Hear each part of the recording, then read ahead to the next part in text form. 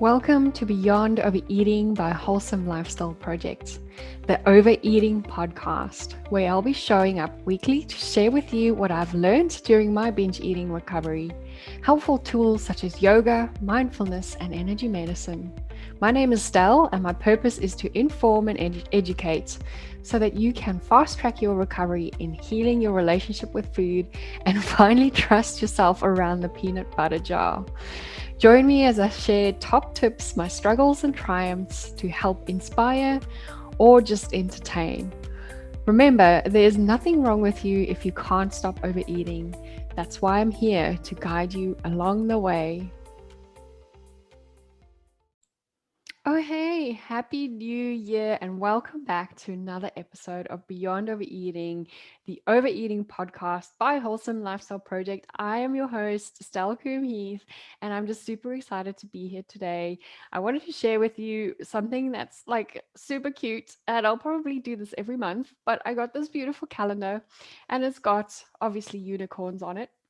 And the theme for this month is calm is my superpower. And I think that is just such a beautiful way to start the year is in feeling calm and drawing back into that superpower of calm whenever we can. And I think we deserve that after like 2020 and how crazy that year has been. I just can't believe that we actually all survived. But I'm super glad to be back here today. And I am just so glad to be talking to you guys today about, something that's really been an interesting journey for me to discover and something that has always been a topic that I used to regimentally set was my New Year's resolutions. And the New Year's resolutions were actually quite strict and firm. And I was going to be this, kind of almost like a robot type person where like some of the things would be, for example, I would lose 5 kilos. I would lose 30 centimeters. I would be a size 6. I run X amount a week to work with my holiday fat. I would work out 6 days a week. All those kind of things. And as sometimes those goals can be helpful, but for me, there was never any forms of, oh, I'll be kind to myself, or I'll be accepting to my body, or, I will take rest when I need it. It was always just this really aggressive kind of, I need to do this, I need to be a certain size. And those were the only things I focused on when it came to my resolutions. And, since recovery and also just through my years of experience, these would be something that I would stick to for maybe 3 to 5 weeks, and then life would happen, something would come along, and then I'd eat something I'm not supposed to be eating, and then all of a sudden I'm back on the I'll start again on Monday mentality. And like, I wanted to share just a little anecdote with you, a little bit of an analogy that I came up with the other day, actually, while I was riding my bike. And you'll see as I explain why that is. But here's my thoughts on the my I'll start again on Monday mentality. So, riding a bike can be so much fun. I love it. I love riding. I've got a mountain bike, and if you know me, you'd know that I'm quite adventurous in the outdoors. So riding and cycling is something that I kind of do often. I enjoy it. It's a beautiful way to get out there. But when it comes to riding heels, they are just like honestly my nemesis. They are not fun, and they are just so hard. And for me, is like um, recovering from overeating and binge eating is like riding a bike up a hill. It's hard work. You are slogging. You are Some days it feels like it's just never going to end. You're never going to get there. You feel like there's just wobbles in the road. Your body aches. There's just, you wish there was an easier route to take. You get tired, and maybe you just sometimes even get off the bike and push it further up the hill. I've done that many times. Um, so But one thing you'd never say when you are riding up a hill or pushing up the hill is, wow, this is so hard. I'm going to get off the bike and I'm just going to go back to the start and, to the bottom of the hill, because that's just silly, right? But the I'll start again on Monday mentality is like starting at the bottom of the hill every single Monday. You will you ever conquer that hill that way? I don't think so, because with any little hard part or any little slip up, every time you might still fall into a binge by accident, or overeat, eat sugar when you're not supposed to, or it's not on your plan, then you're going to go, well, I'll just start again at the bottom of the hill. You are never going to get to the top. You are never going to get to that top of the hill. But if you actually just kept pedaling and kept going, you will slowly but surely get there. Recovery is messy. Recovery is never just a straight and easy path. I've had some people ask me, well, if I do this in 30 days, will I be able to just, you know, recover? And the answer is it depends. Some people, I show them a couple of things, move them in the right direction, and everything works. For other people, there's years and years of emotional wounds, there's years and years of habits, there's years and years of ways that we have been speaking to ourselves and how we've behaved because of that language we have towards ourselves, that's, forms the way we act around food. So you can never tell, and I can never tell when I start working with someone how long it's going to take. I do have a rough idea.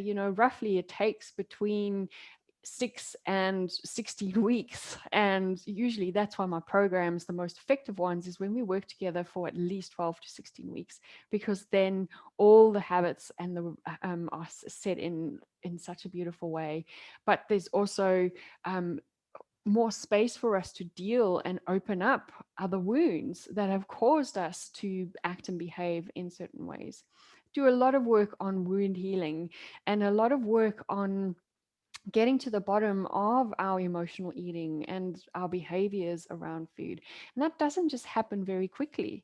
So, make sure that you really start looking at that behavior, that pattern, that I'll start on Monday cue. The I'll start on Monday cue gets extended to I'll start again in the new year. And again, that is just our food zombie brain telling us how to stall in our efforts to recovery. So I'm actually running a beautiful challenge called the Food Zombie Challenge. It starts on in a couple of weeks' time. So if you're listening to this podcast episode, I'll put the links to the Food Zombie Challenge in the comments so that you guys can actually go check it out. It's a 30-day intensive where you can actually start cementing, healing emotional wounds. And really just getting your behavior around food right so you can start taking control back. But, getting back to setting goals and resolutions, they are most likely going to get you back onto that I'll start again on Monday train. And what I teach my clients and my yoga students is setting something that we call in the yoga world a sankalpa instead. So sankalpa is a Sanskrit word um, for in the yogic philosophy, which means heartfelt intention. And the heartfelt intention is where we actually fuse our like core being into how we want to be in the world instead of what we want in the world. And that shift in mentality is just such a beautiful way to start the year. Because yes, to be honest with you, our weight is going to fluctuate throughout the year, like throughout the year. There's no guarantee that you're going to stay on X kilos. There's no guarantee that you are not going to fall off the recovery wagon and end up binging again. There's no guarantee that, you'll ever fit back into your high school skinny jeans. But what we can control is how we feel and how we show up in the world. And that's why Sankalpa is so much more powerful than anything else. It is aligning your intentions and your resolutions on really what matters in the world.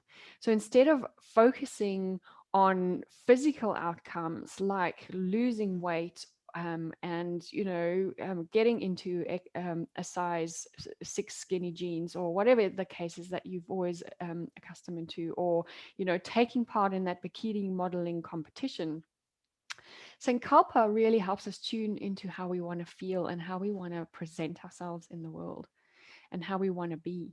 Because, we can be in that size skinny jeans, but we probably still might not have the confidence that we thought we would have. We still might not have that happiness that we thought we would get when we are at that size. And, this is again diet industry selling us that big ideal that if you are in a smaller body, you'll be happy. If you are in a smaller size, you are just going to be popular and amazing. And unfortunately, if we don't do the groundwork and the work on ourselves on the inside, we are never going to get to that point, no matter what our size is. So, how we feel is in the now. How we feel is not something that we can achieve in the future.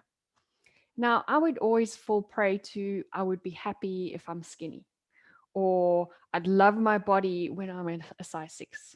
The truth is that the gauge shifts. The minute you achieve that, say you achieve that weight loss goal, you're still not going to be happy. I wasn't happy because I wanted to change my body again. And the reason I wanted to keep changing my body is because fundamentally in the inside, there was something that I wasn't happy about. And there were wounds and emotional scarring that led me into not accepting my body as it was, you know? So when I finally starved myself into a size six, I found more fault with my body, and despite and I absolutely despised her even more. So be really observant as to how you set your resolutions around your body and your behavior around food and everything else like that, because it can be quite damaging. And chances are you might achieve those goals, you may not. Either way, if you base your happiness on that outcome, you will unfortunately, like, very very likely, feel happiness for a moment, or you're going to feel disappointed within a couple of days, or you're going to be disappointed that you've actually never reached those goals. So we cannot rely on the future to bring us happiness. We can't control what happens in the future. Like, we have no control of what's going to happen next. But what we do have control over is what's happening to us right now. We can choose to be kind, we can choose to be compassionate, loving, caring to ourselves and others. And that will bring true happiness and joy into our lives, not fitting into your skinny jeans from high school. And that's something that I really needed to shift my mind and my understanding in. And that was really hard. One of the hardest things I had to do in recovery is to understand that my happiness was not based on a number on the scale, or the clothes that I wore, or my confidence was not going to come from being size six, or, you know, any of that.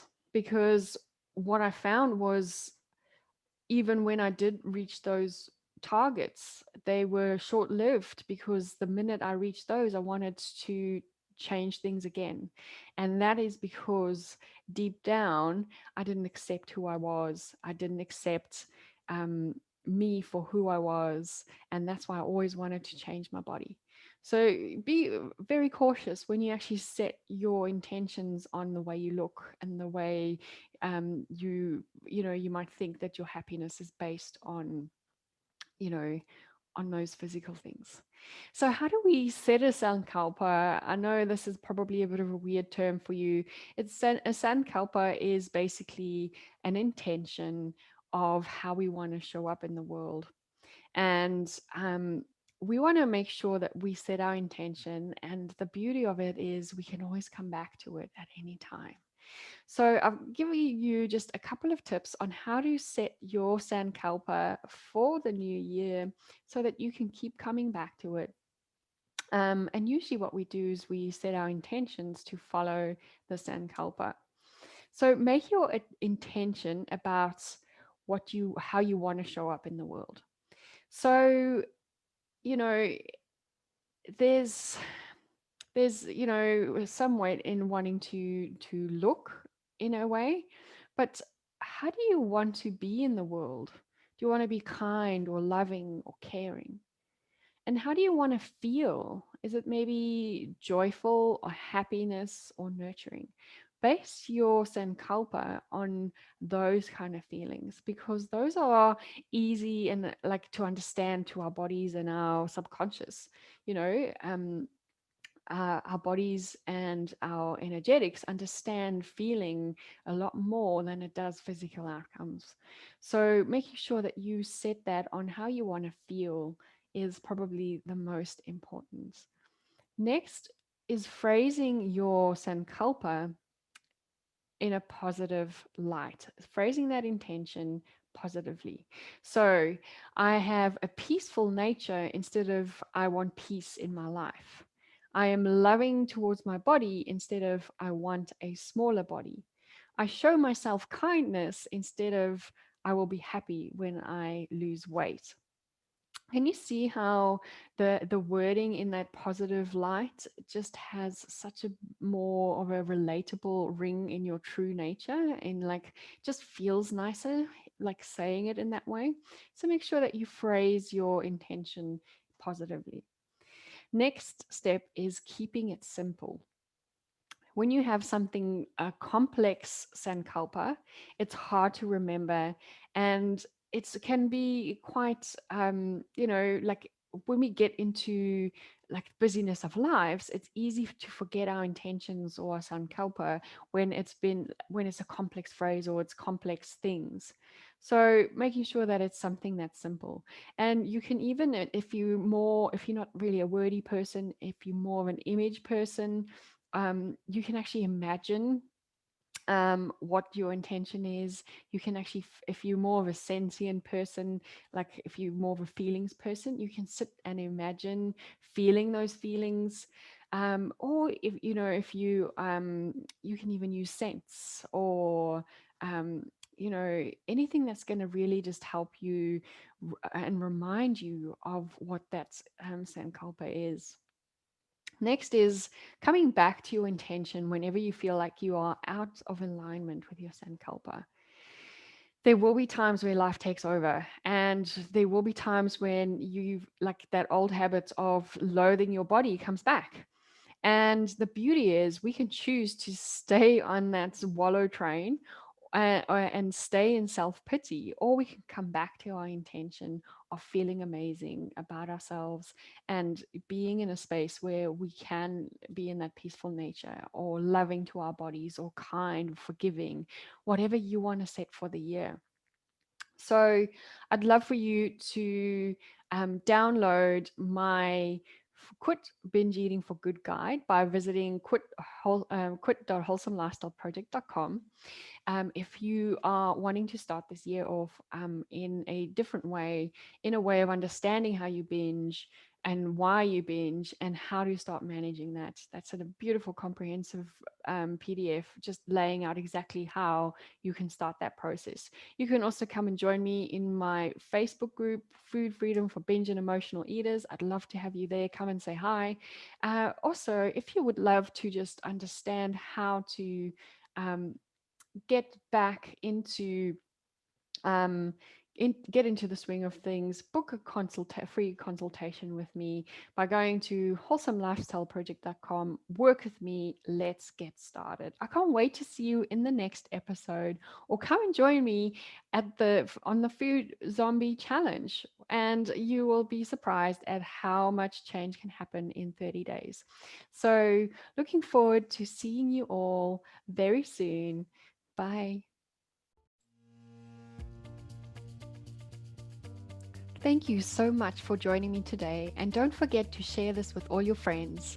You can do this by adding this to your Instagram story and tagging me at Wholesome Lifestyle Project, or by simply telling them about it.